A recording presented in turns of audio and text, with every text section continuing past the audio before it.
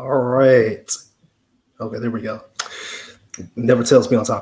But for the first time in 2025, I have come back on the stage to interview people yet again from the indoor arena football community, whether that be a player, coach, owner, scout, or content creator. It really doesn't matter to me. And so for the first of at least six, I've already said it, at least six interviews this year is Off the Wall Football. Trey from Off the Wall Football, how are you doing tonight? I'm surviving. I'm thriving. I'm somewhere in between. I'm doing great. I really appreciate the invite. Really appreciate hopping on here and being able to chop it up. Yeah, I'm great to have you on. You were one of my first targets for this year, to be quite honest, because I've seen you on the scene. I've seen, a good chunk of your interviews and stuff like that with some of the IFL guys and some AFL guys as well, and of course your recaps and everything like that. So kind of walk me through the process. What kind of got you into this whole thing, So I'll start with the sport. So I grew up in Orlando, Florida, and of course we know Orlando is known for Mickey Mouse and all that stuff. But the Orlando Predators were a very large part of my childhood, growing up in the late '90s and early 2000s of the original Arena Football League. So I grew up going to games with my father in downtown Orlando. So I fell in love with the game very, very early. I'm talking, this is the era of Joe Hamilton, Kenny McIntyre, Corey Fleming. I mean, absolute legends of the game. I remember being middle school age, I'd wear my black Orlando Predators Joe Hamilton jersey to school. And I was like, yeah, I got this on right now. And not a lot of people knew what it was. They were like, is your last name Hamilton? I'm like, no, this is the Predators. How do you not know this? So the original AFL went bankrupt around the time I was graduating high school. So I fell out of the loop of the sport a little bit. And honestly, didn't really fully dive back in until the past couple of years. I think in early 2023, I was like, that indoor and arena football, what's going on with that? Like, I haven't really tuned into that in a little while. So I really got sucked into it in summer of 2023. And I feel like I have a pretty strong way of communicating. I feel like I have a pretty decent skill with the pen when it comes to blogging and whatnot. So I was like, you know what? I'm fired up about this sport. Let's do it. Let's give this a shot. And I just kind of hit the ground running and just haven't stopped. Awesome. Yeah. So a Preds fan. Yeah. The Orlando Predators. Listen. We had a really good run the late '90s and early 2000s. Since then, not so great. But hey. Well, I mean, how are you feeling about the team this year? Being in the media, I try not to be biased, but I think the Orlando Predators have a really good squad.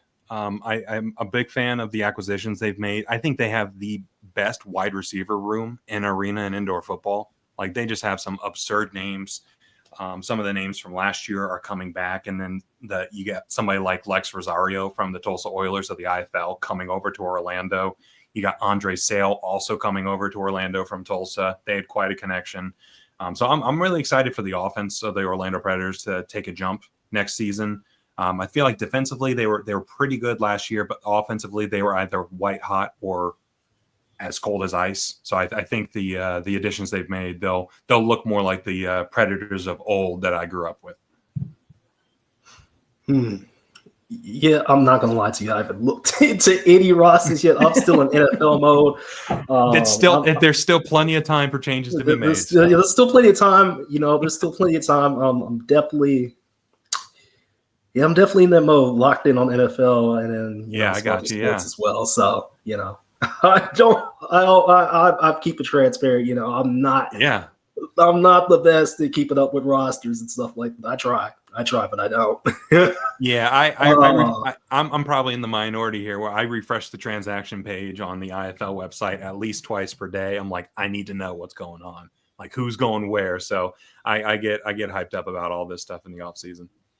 Yeah, it's like when I find out about like a big signing, I'm just like, he signed here. Wow. All right. Yeah. Cool. Yeah. Cool. I mean, I don't know. It's a weird process, like I got you. Yeah. like people follow the sport way differently now than way back when. We got people doing like historical archives of IFL stuff now. I know that's probably Right. Yeah.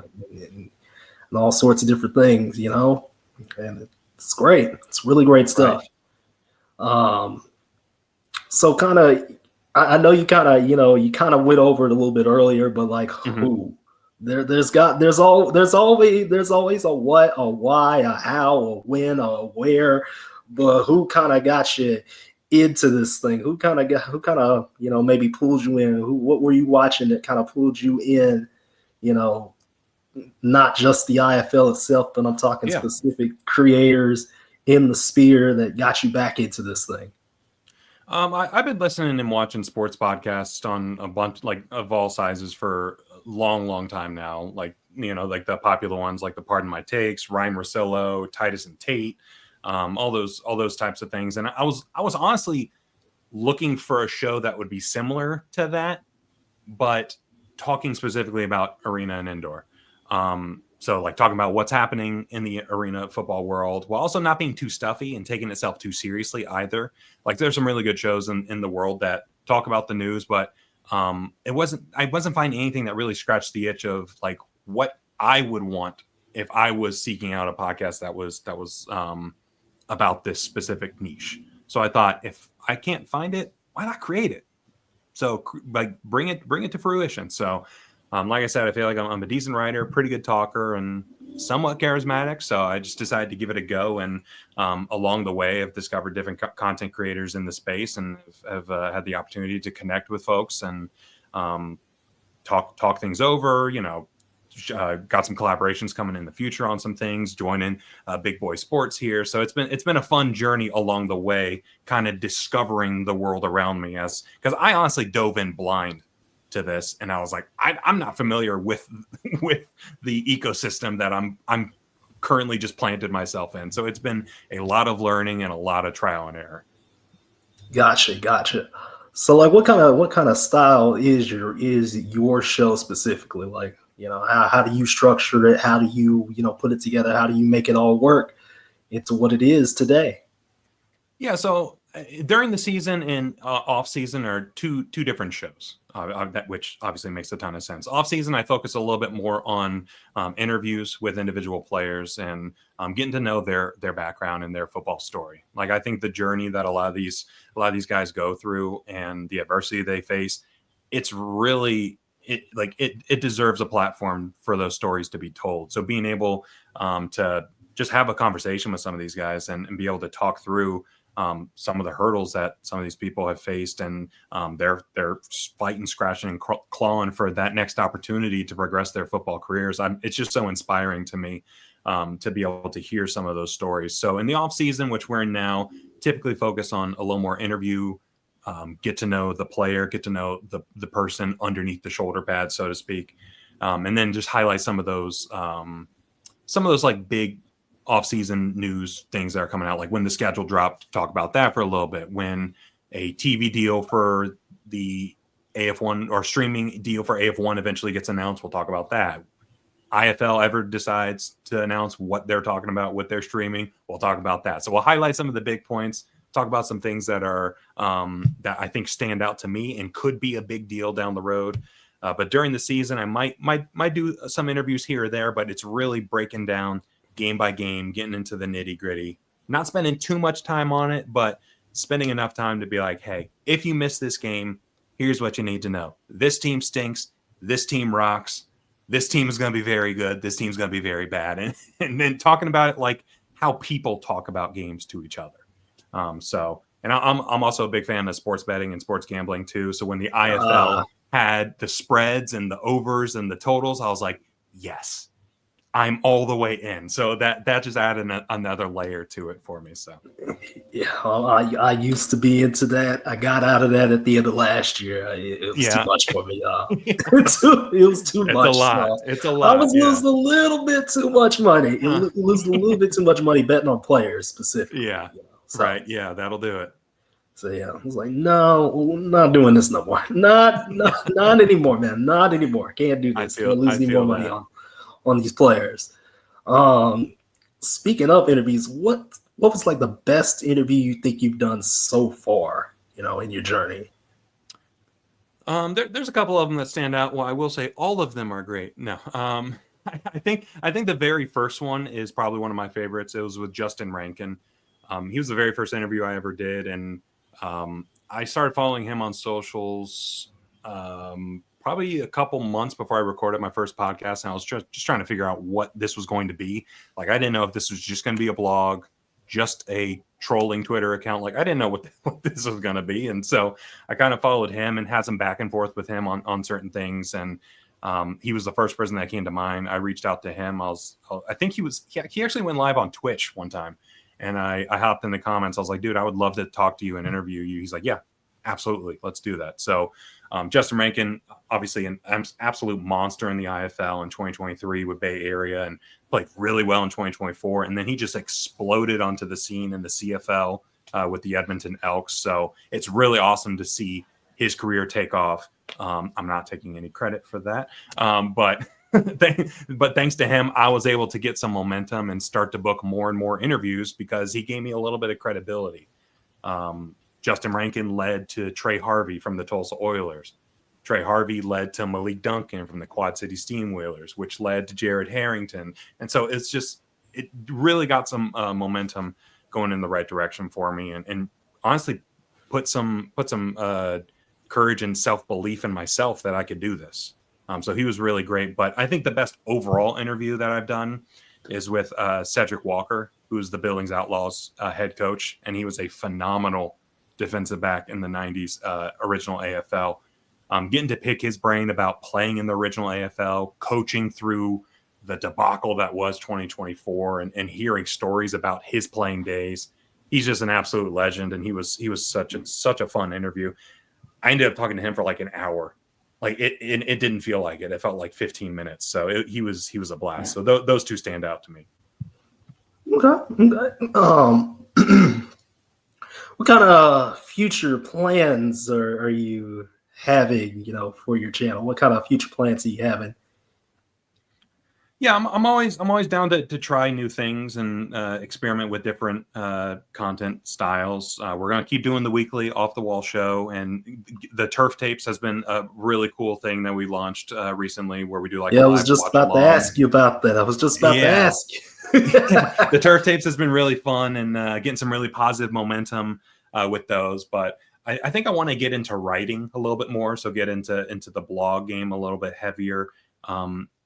In the off season, it's just hard to talk about, like, what are you going to talk about? Like, this, like, you could blog about every single signing that happens, but that just falls on deaf ears. So during the season, I like to do like picks blogs about like, hey, I think this team is going to cover 9.5. I think this game's going to be over under. So I love doing that.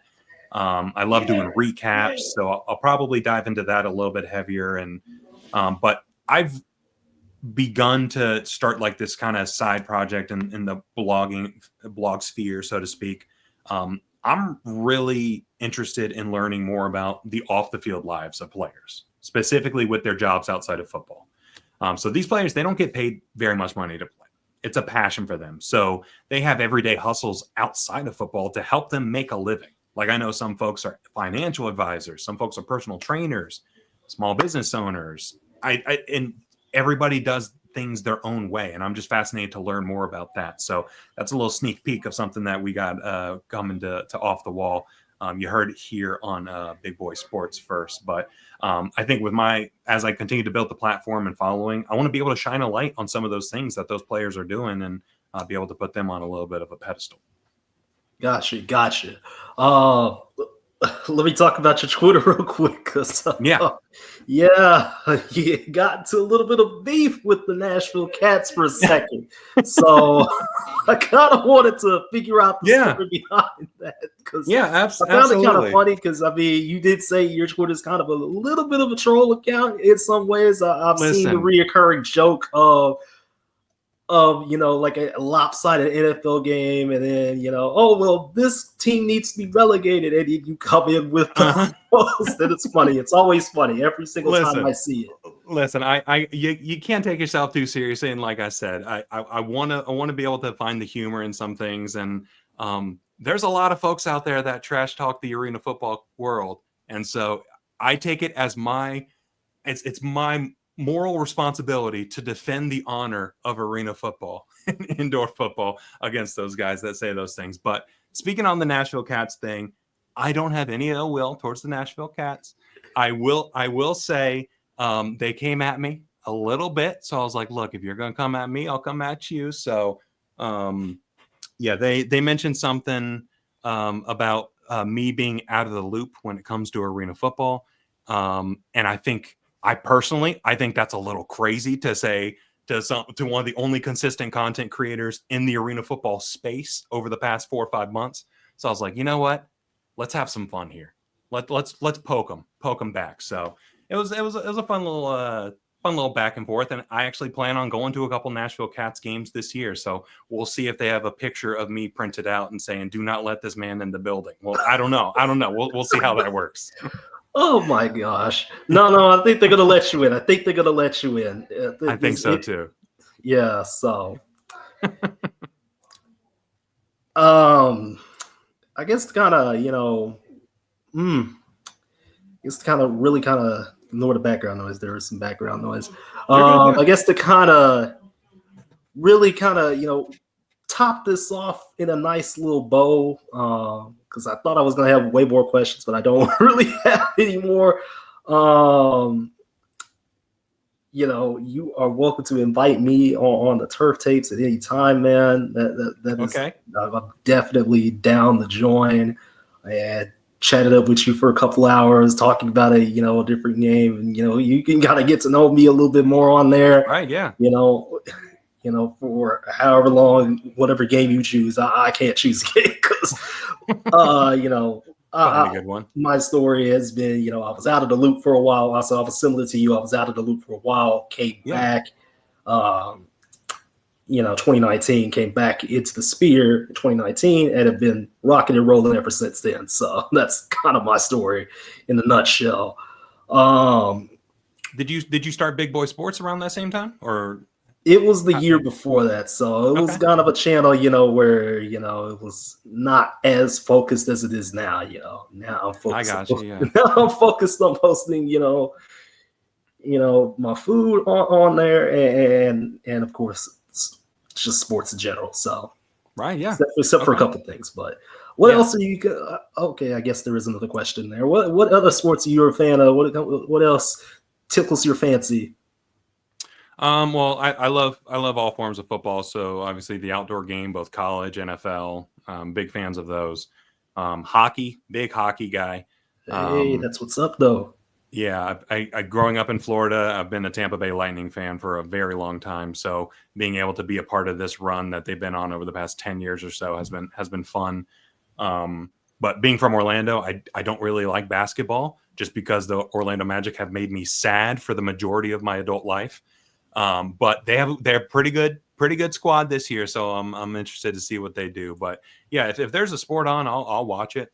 Obviously, some I enjoy more than others, but the competitive spirit of sports I'm a big fan of, and you can find pieces of enjoyment in any sport if you're really looking forward.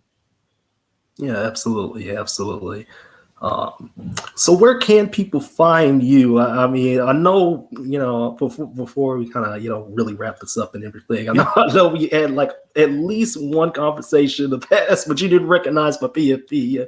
Or rather, you didn't recognize it was me. You recognized my PFP. You recognized, but you didn't recognize it was me. Well, your not your handle, but your username was long, so I only saw the first half of it. Yeah, I was like, what is it? And then I clicked on it and I saw the / Big Boy Sports, and I was like, oh yes, okay. Then it was all clicking. So I didn't realize what was happening for a little bit there. Yeah, I changed it earlier this year, so kind of get a little bit of uniformity, a little bit of uniformity, but not a lot of uniformity. Get that branding dialed in, yeah. Yes. Where can people find you specifically? Well, on Twitter /X as as you mentioned, you can find me trolling certain teams and defending the honor of arena football on there at Off the Wall FB, F as in foot, B as in ball, Off the Wall FB. We're on X/Twitter, we're on Instagram, we're on TikTok. Getting into posting some more unique content on each of those. So some stuff that I posted on Instagram a little bit earlier today is talking about some of the X's and O's of some of my favorite plays that I've seen in old arena games and newer indoor games. So getting into that's been really fun, kind of breaking that down and getting a little nerdy with like here's this play, here's why it worked, and so stuff like that. But yeah, you can find me on all the socials, on YouTube, at Off the Wall FB again on there. So yeah, like, subscribe. But if you're listening to this, like, subscribe to the channel, do all that stuff here, and then go over to Off the Wall and do the same. So the positive momentum that we've got building has been really cool to see, and it's really been fun getting to be a part of this community, and I'm just glad that people are giving me a shot, and I'm able to mix it up with people. Hey man, we are blessed to have you here in this community. You are doing a lot for the game and continuing to help grow the game. Right. You know, we got to keep the 50-yard fight going. So of course, it's us against the world. Yeah, absolutely. They don't know that they need arena football. We're the ones to tell them, hey, this is what you need. You just don't know it yet. Absolutely. So from myself, Big Boy Sports, I'm going to be signing on out here.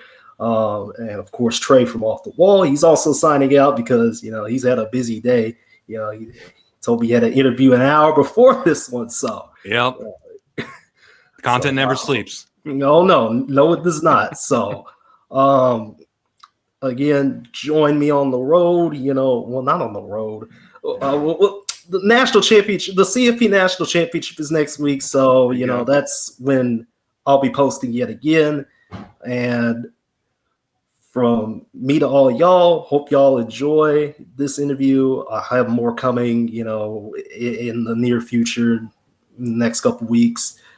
I already know my second. So I already know the second guy I want to interview too. So for this year, because I've seen some very, very interesting posts from him. Trying to help promote his team. So that's right. Just a hint. I don't want to give it. I don't want to give away who it is yet, but just know that it is a arena league guy. So Tim Brown's league. So yeah.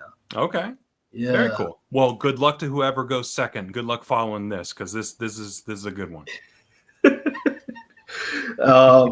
Hopefully we'll be chopping it up again soon in the near future. And absolutely. Again, Big Boy Sports and Troy from Off the Wall are both signing out. See you soon, and good night, everybody.